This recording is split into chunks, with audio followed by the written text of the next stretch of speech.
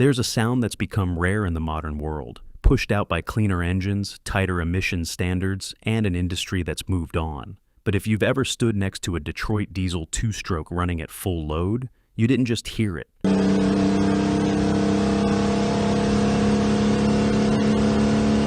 You felt it in your chest, in the ground, in the air around you.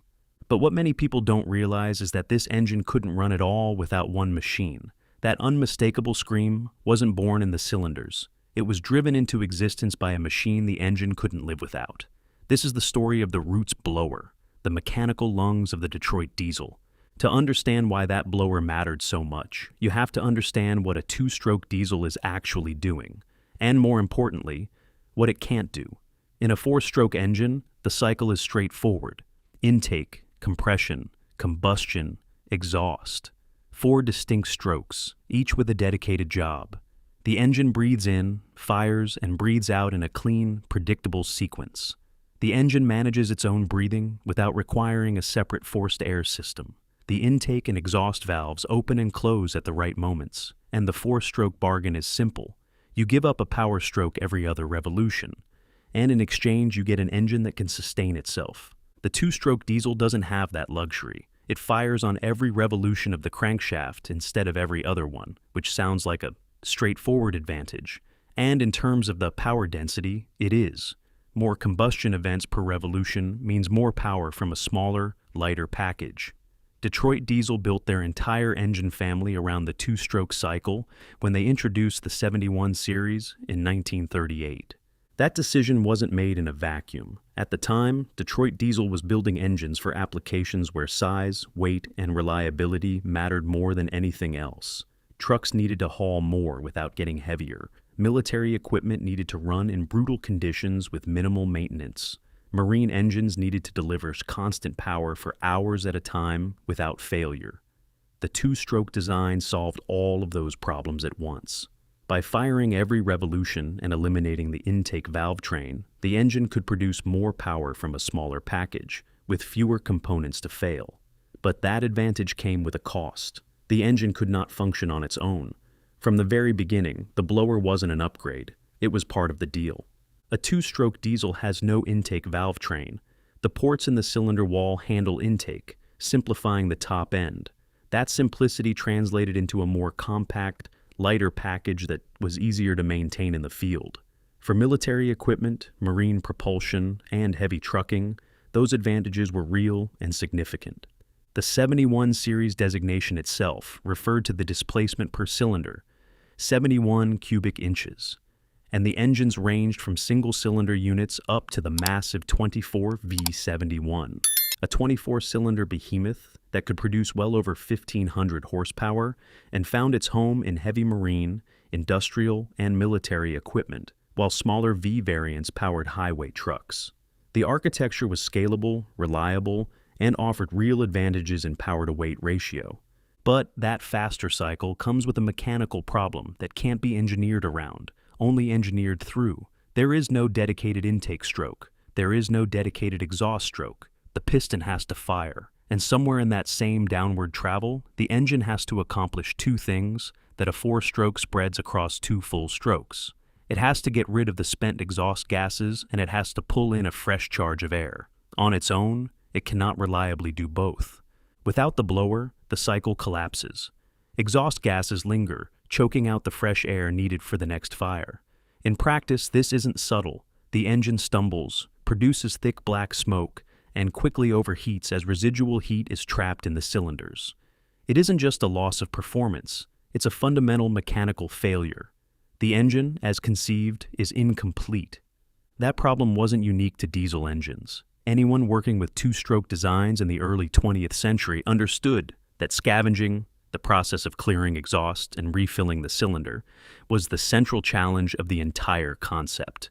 Engineers tried loop scavenging, cross-scavenging, and eventually uniflow scavenging, different approaches to clearing exhaust and bringing in fresh air. Detroit's engines ultimately used uniflow because it did the best job of cleaning out the cylinder, but none of it worked under real load. At higher loads and sustained operation, the cylinder would never fully clear, and the engine would choke on its own exhaust. The reason port geometry alone couldn't solve it comes down to pressure. As the exhaust valves begin to open, the high-pressure gases in the cylinder start to escape on their own. But that pressure drops quickly, and the remaining exhaust has no driving force pushing it out. Fresh air has to overcome whatever residual pressure remains, and without something actively forcing it in, the exchange is incomplete. What was needed was forced air movement, a dedicated source of pressurized airflow that could push into the cylinder with enough authority to displace the exhaust gases completely and fill the available volume with fresh air before the piston came back up. The answer didn't come from engine design at all. It came from a machine built decades earlier for an entirely different purpose. In 1860, two brothers from Connorsville, Indiana, filed a patent for a rotary blower. Philander and Francis Roots weren't thinking about internal combustion engines. The practical diesel engine wouldn't exist for another 3 decades. They were thinking about iron furnaces, about the inefficiency of moving air through industrial equipment with the technology available at the time. Foundries and blast furnaces needed a continuous, reliable supply of air, and the equipment available to provide it was either inadequate in volume, inconsistent in delivery, or both.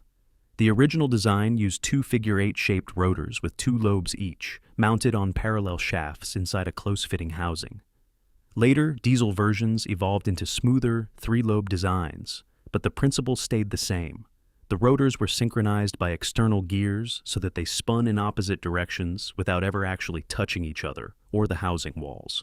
As they turned, the lobes swept through the housing in a continuous sequence, trapping pockets of air on the intake side and carrying them around the outside of the housing to the discharge side. Unlike a turbocharger, which compresses air internally, the Roots blower is a positive displacement device. It moves a fixed volume of air with every rotation, creating pressure only when that air is forced into the engine's airbox. As long as the rotors were turning, air was moving. For a 2-stroke diesel engine that couldn't breathe on its own, it was the missing piece. Other types of compressors existed, but none fit the job as cleanly. Centrifugal designs depended on speed and were far less effective at low RPM. Piston compressors were too complex and too inconsistent for something that needed to run continuously with the engine. The Roots blower, by contrast, delivered the same volume of air every time it turned, regardless of engine speed. That predictability made it ideal for a system that couldn't afford variation. The engine didn't just need air. It needed reliable, immediate airflow on every single revolution. The Roots design delivered exactly that. Detroit Diesel's application of the Roots blower to the 71 series engine wasn't a refinement added after the basic design was proven. It was baked into the engine from the beginning because without it, there was no engine. On inline engines, the blower was mounted to the side of the block. On V engines, it sat in the valley between the banks. In every case, it was driven by a gear train connected directly to the crankshaft, spinning at a fixed ratio relative to engine speed. There was no clutch, no bypass, no condition under which the blower wasn't moving air. It was the engine's only way to breathe, and that came with a cost of its own. Driving the blower took power directly from the crankshaft, which meant the engine was always giving something up to keep itself alive. The blower wasn't free. It consumed horsepower just to move air. But in a 2-stroke Detroit, that trade-off made sense. Without the blower, there was no combustion cycle to support. So instead of being seen as a loss, the blower became part of the engine's baseline operation, a constant mechanical load that enabled everything else to happen. The scavenging process that the blower enabled worked like this. As the piston travels down after combustion, it uncovers a row of intake ports cut into the cylinder wall near the bottom of the stroke. The spent combustion gases, still under pressure, begin flowing out through the exhaust valves in the cylinder head. At the same moment, the blower, which has been building pressure in the airbox that surrounds the cylinder, forces a charge of fresh air into the airbox and through the intake ports into the cylinder. The airbox itself is worth understanding. It isn't just a bolt-on part. It's a pressurized plenum cast directly into the engine block, wrapping around the cylinders to ensure a full charge of air is always standing by at the ports.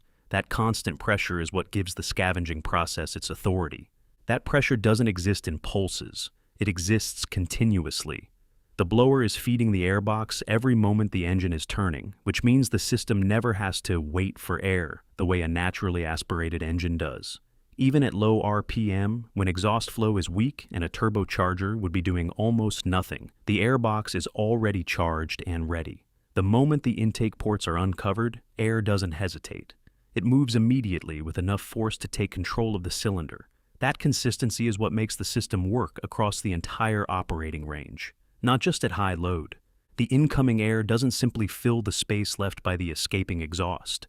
It actively displaces it, pushing through the cylinder in a uniflow pattern that sweeps the exhaust gases ahead of it and out through the exhaust valves before they can mix back into the fresh charge. The timing of all of this is precise. The uncovering of the intake ports and the opening of the exhaust valves are timed to exact points in the piston's travel, and the blower's output is matched to the engine's cycle so that the airbox pressure is always sufficient when the ports are cleared. There is no margin for error. If the blower isn't delivering the right volume at the right moment, the scavenging is incomplete and the cycle is compromised. And that timing isn't a simple open and close event. The exhaust valves begin opening before the piston reaches the bottom of its stroke, allowing pressure to start dropping early. The intake ports follow shortly after, and for a brief moment, both systems are active at the same time. Exhaust leaving through the valves while fresh air is already being pushed in from below. That overlap is intentional. It allows the incoming air to take advantage of the pressure drop and sweep the cylinder clean in one continuous motion instead of fighting against trapped gases. By having the intake ports at the bottom of the cylinder and the exhaust valves at the top, the fresh air charge entered low and pushed the exhaust gases upward and out in a single, clean direction. There was minimal turbulence and far less mixing than earlier designs, reducing the overlap between fresh air and exhaust gases. The flow was directional and efficient. By the time the piston reached the bottom of its stroke and began traveling back up, the cylinder had been swept clean and filled with fresh, dense air, ready for the next compression and combustion event. The blower makes it possible. What that created in practice was a power character that drivers who ran Detroit diesels remember with a specificity that says something about how different the experience was. The continuous combustion cycle, firing on every revolution with a fully scavenged cylinder, produced power delivery that had no equivalent in four-stroke engines of the same era. The gaps between power strokes were cut in half. The power came in a continuous stream from the bottom of the rev range, and it built with a consistency that made the engine feel almost inexhaustible under load.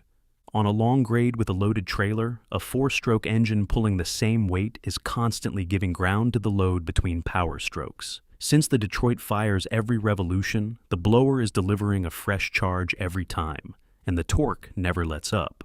Drivers describe the engine holding RPM on grades where others would fall off. Not because it was making more peak power, but because the power delivery was continuous and the airflow supporting it never wavered. That wasn't a subjective impression. It was the direct mechanical result of a scavenging system that delivered a fresh, complete air charge on every revolution. The blower wasn't contributing to that feeling. It was creating the conditions that made that feeling physically possible. And because the blower was mechanically driven, spinning in direct proportion to engine speed, the airflow scaled with it. The harder the engine worked, the faster the blower spun, the more air it moved. The system suited heavy hauling perfectly. Later in the production life of the Detroit diesel two-stroke, turbochargers were added to the system, and the relationship between the turbo and the blower is often misunderstood. A turbocharger is driven by exhaust energy, which means it produces meaningful boost in proportion to how much exhaust the engine is generating, which depends on engine load. At startup, idle, and low load, the blower handled everything, scavenging the cylinders, maintaining airbox pressure, and keeping the engine alive while the turbo contributed little.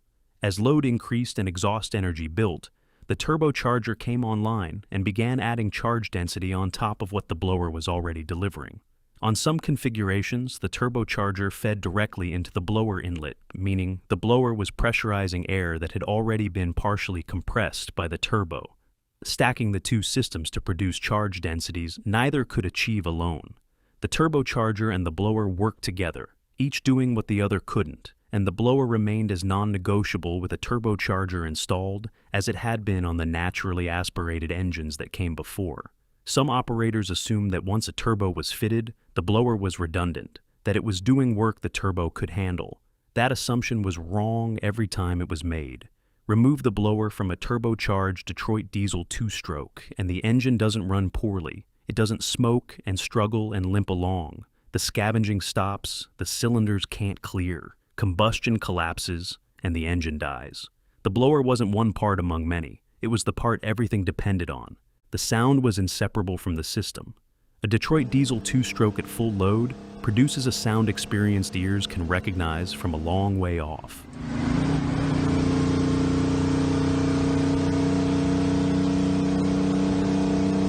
And it all comes back to how the engine and blower work together. The firing frequency is higher than a four-stroke, so the exhaust pulses blend into a continuous mechanical roar instead of a distinct rhythm. Underneath that, the blower adds its own high-pitched whine, the sound of rotors moving a constant column of air. Together, it creates something no other engine sounds like, because no other engine operates this way. That sound isn't just noise, it's the system working,